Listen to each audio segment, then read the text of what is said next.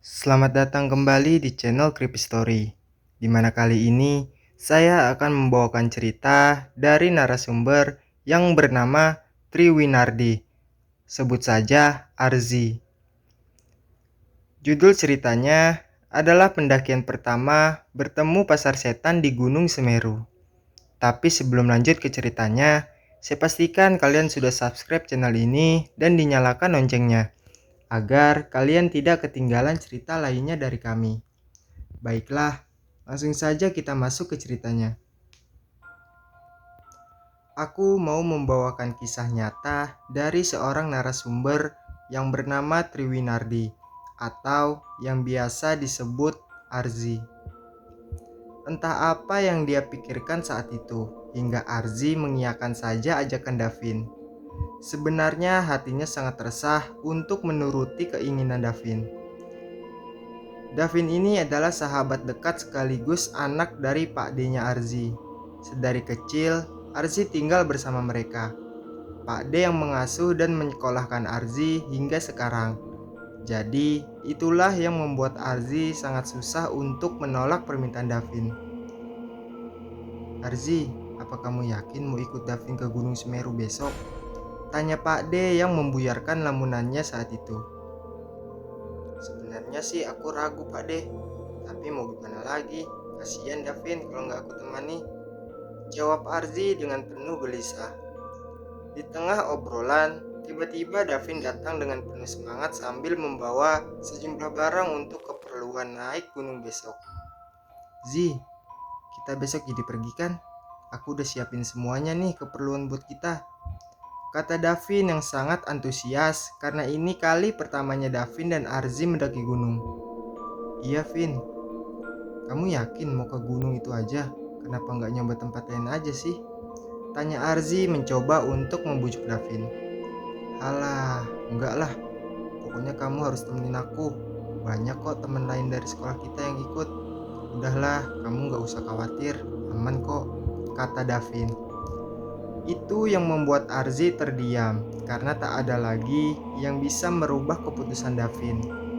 Keesokan harinya, Arzi dan Davin pun bersiap untuk berangkat. Mereka menuju rumah Rian untuk berkumpul dan berangkat bersama dengan teman lainnya. Setelah sampai di rumah Rian, mereka menunggu Adit, Surya, dan Rizky yang belum datang juga.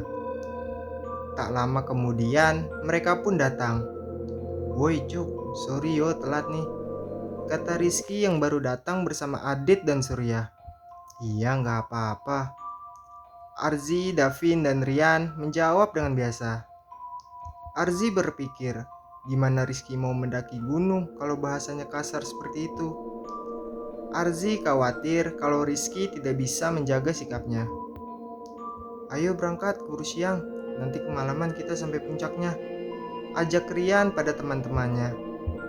Mereka pun berangkat ke Gunung Semeru dengan menaiki mobil Rian. Siang hari mereka sampai di Gunung Semeru. Mereka langsung bersiap untuk mendaki gunung. Seperti biasa, juru kunci memberitahu jalur mana yang harus mereka lalui, larangan, aturan, serta adab yang harus mereka jaga saat mendaki gunung. Perjalanan mereka mendaki berjalan begitu lancar. Untunglah yang Arzi khawatirkan tentang Rizky tidak terjadi. Ternyata dia bisa menjaga sikap dan adab saat mendaki. Hari mulai petang.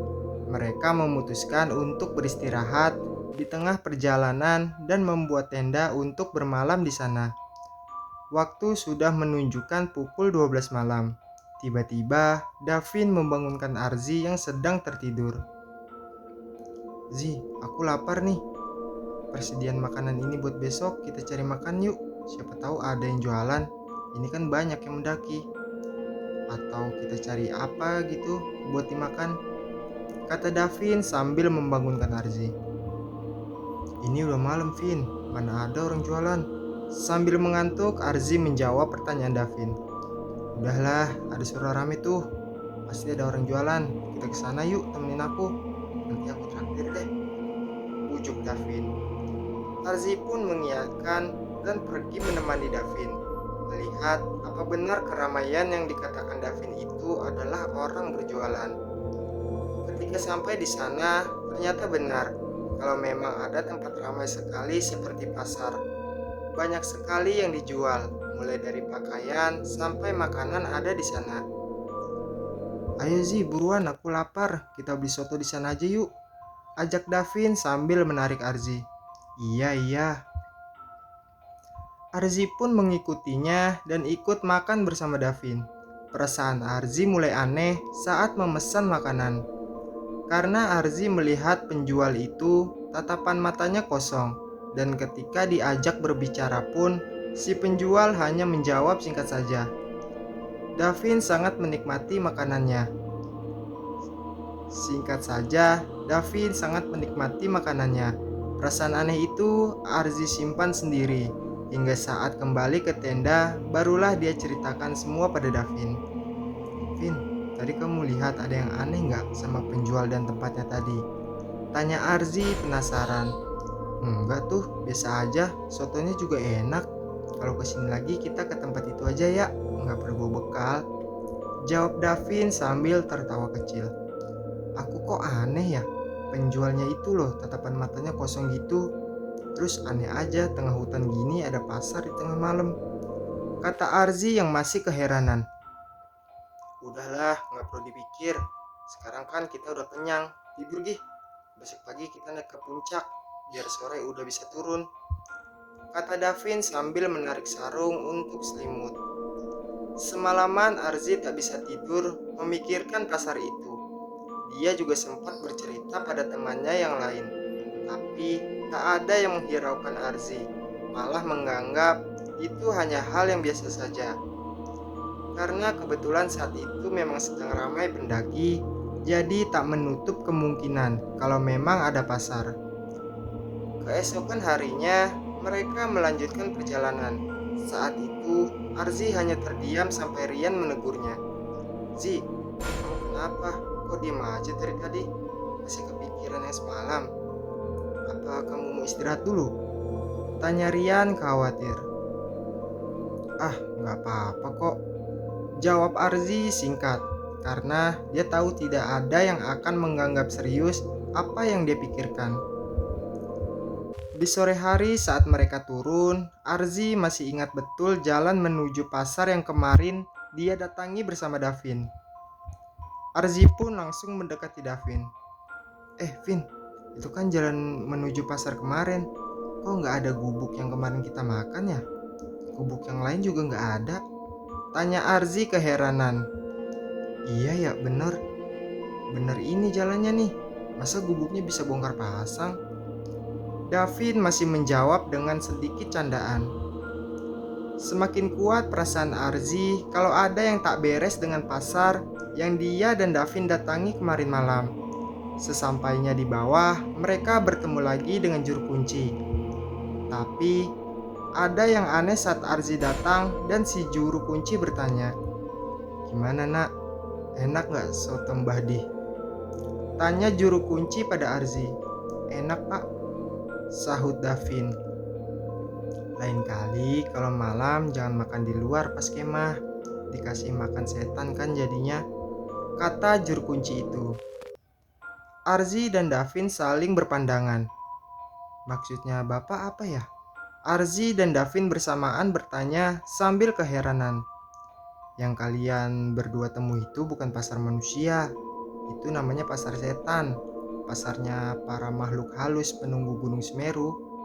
Kalian tahu apa yang kalian makan? Kelihatannya soto, tapi sebenarnya itu bangkai binatang dan belatung yang menjijikan. Kata juru kunci itu menjelaskan pada Arzi dan Davin. Bulu kuduk Arzi pun langsung berdiri, karena dia baru tahu tempat itu ternyata bukan pasar manusia, melainkan adalah pasar setan. Arzi dan Davin pun langsung mual dan ingin memuntahkan semuanya. Begitu mengetahui apa sebenarnya yang dia makan semalam. Nah loh, kalian sih malam-malam pakai keluar segala cari makan di tengah hutan. Jadi gitu kan? Kata Rian sambil menggelengkan kepalanya. Maaf pak, saya nggak tahu. Kata Arzi penuh penyesalan karena menuruti Davin kemarin malam. Juru kunci itu hanya tersenyum dan menganggukkan kepalanya, menandakan tidak apa-apa karena ketidaktahuan Arzi dan Davin. Sungguh campur aduk rasanya perasaan Arzi saat itu, dan setelah mendengarkan penjelasan juru kunci, mereka pun pulang ke rumah masing-masing dengan diantarkan oleh Rian. Sesampainya di rumah, Arzi menceritakan semuanya pada Pak D-nya. Lalu pada akhirnya, Davin pun kena marah dan dilarang mendaki gunung lagi. Pengalaman mendaki kali ini dapat dijadikan pelajaran untuk Arzi dan teman-teman lainnya, terutama Davin, agar tidak mudah menyepelekan satu hal dan menganggap semua adalah candaan. Kita ini hidup berdampingan bersama mereka yang gaib dimanapun itu. Jadi, perlu kita menjaga sikap dan adab ketika kita datang ke suatu tempat, khususnya alam terbuka seperti hutan dan gunung, karena kita tidak tahu makhluk apa saja yang tinggal di sana.